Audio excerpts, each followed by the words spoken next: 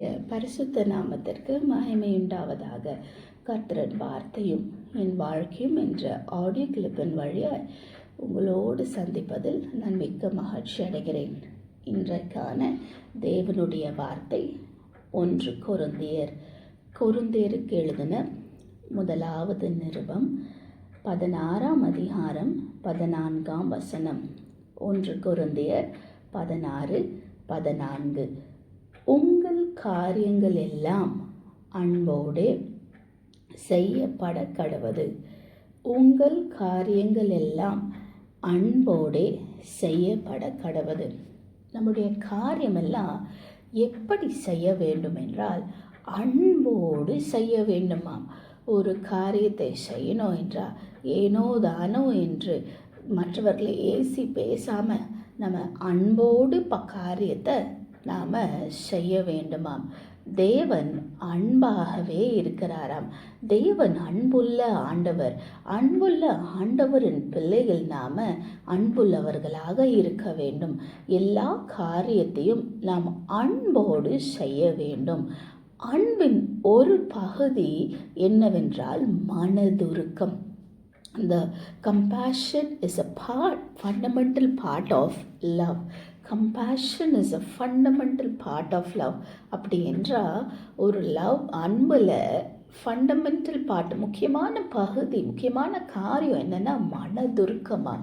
இன்றைக்கு இயேசுவின் மனதுருக்கம் நம் உள்ளத்தில் காணப்படுகிறதா என்று நம்மை நாமே நிதானித்து பார்ப்போம்.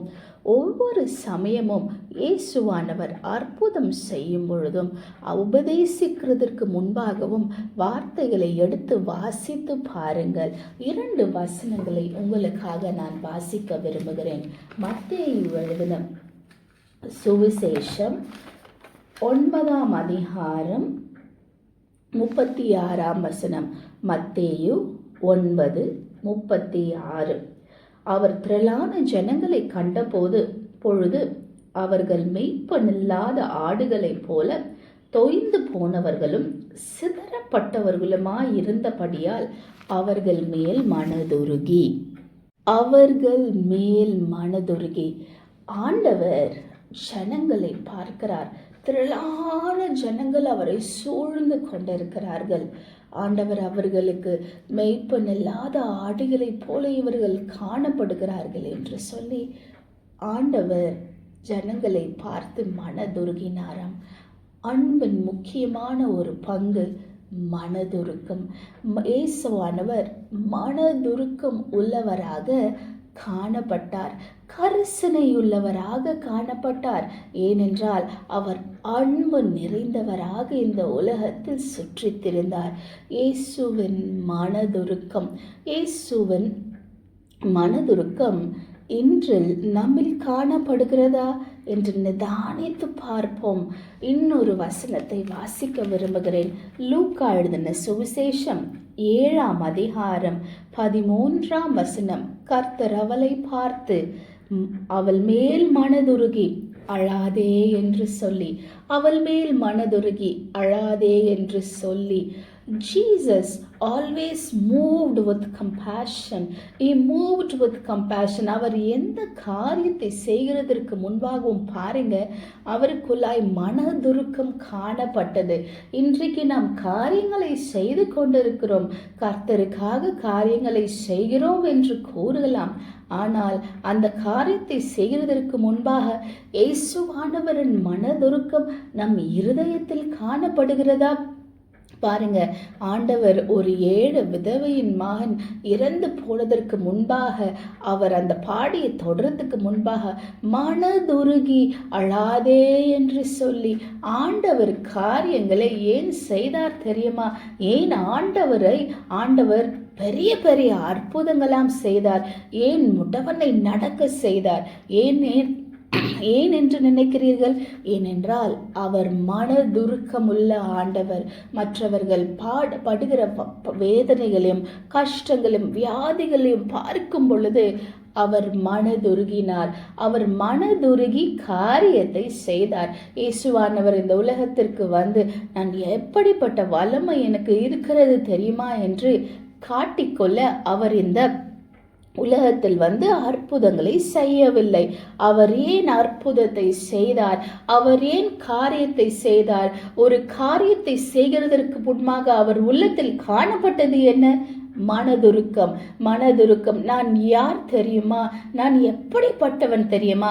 நான் தேவகுமாரன், பிதாவினிடத்தில் இறங்கி வந்தேன். அதனால நான் பெரிய அற்புதங்களை செய்ய முடியும், பெரிய காரியங்களை நான் செய்கிறேன் என்று ஒரு நாளும் அவர் அற்புதத்தை செய்யவில்லை.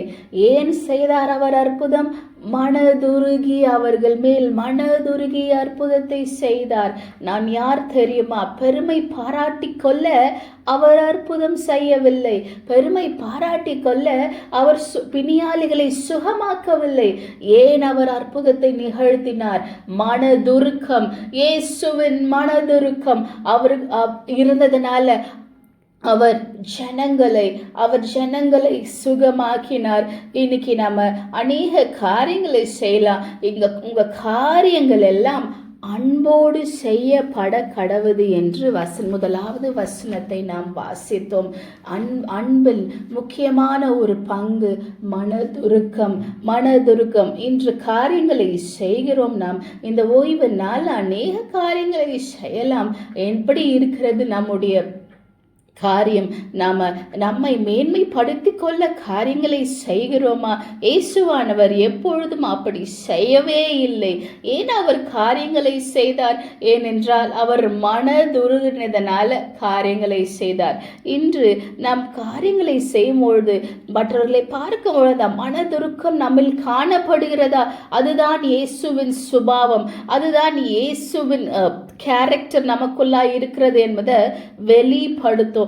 அந்த மனதுருக்கத்தை நம்ம கேட்டு பெற்று கொள்கிறவர்களாய் இருக்க வேண்டும். பரிசுத்த ஆவியானவர் நம்முடைய இருதயத்தில் பொழுந்தருளும் போடும்பொழுது அவரிடத்துல கேட்கணும், ஆண்டவரே இயேசுவின் மனதுருக்கம் என்னில் காணப்படட்டும், இயேசுவின் மனதுருக்கம் என்னில் காணப்படட்டும். அது என்னுடைய வாழ்க்கையில் மற்றவர்கள் காணத்தக்கதாக அது வெளிப்படட்டும் என்று சொல்லி நம்ம ஆண்டவரிடத்தில் இயேசு வாழவிடத்தில் நாம் கேட்க வேண்டும்.